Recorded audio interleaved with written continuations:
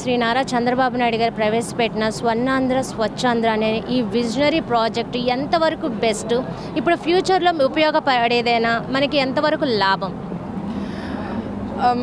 ఆ విషయానికి వస్తే స్వర్ణాంధ్ర ఈ ఏదైతే స్వచ్ఛ భారత్ ఏదైతే ఉందో, ఇట్ ఈస్ అబౌట్ వేస్ట్ని క్లియర్ చేయడానికి to promote a more clean environment in our state kabatti so I think it is very important for the government to implement such an act endukante manaki ee waste nundi chaala disadvantages kuda untayi, health paranga gaani environment paranga gaani everything links to your health at the eventually so yeah idi oka chaala important very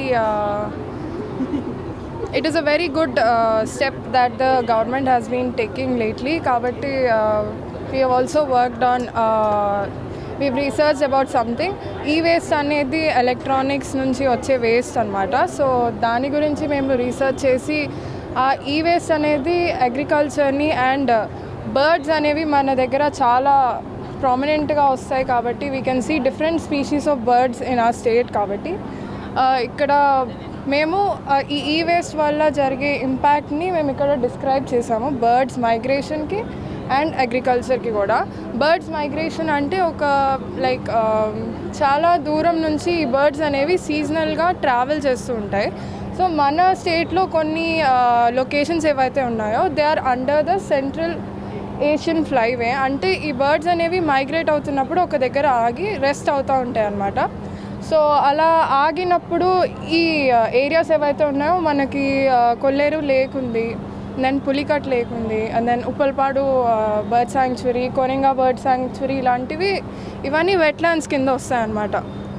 so wetlands దగ్గర ఈ birds అనేవి మేజర్గా ఆగి rest తీసుకుంటూ ఉంటాయి.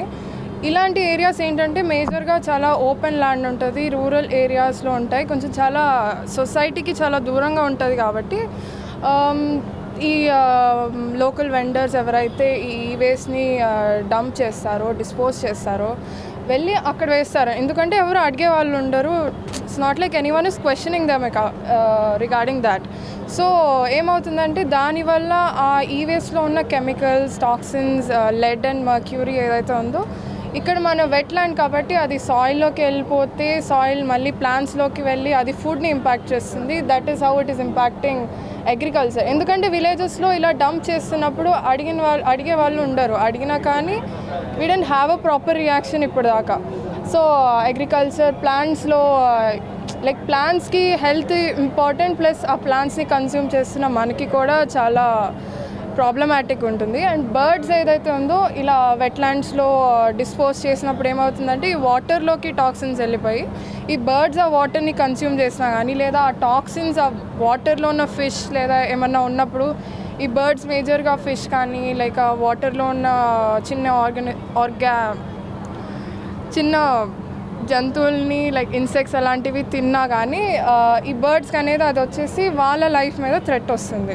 So ఎవెన్చువల్గా మాట్లాడుకుంటే ఈ electronic waste అనేది ఏదైతే ఉందో అగ్రికల్చర్గా ఇంపాక్ట్ అయినా లేదా బర్డ్స్ని ఇంపాక్ట్ చేసినా it is impacting the life of both birds and humans as well.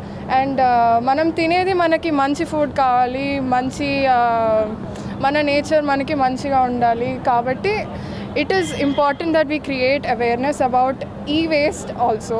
And టోటల్గా వేస్ట్ మేనేజ్మెంట్ గురించి మాట్లాడుకుంటే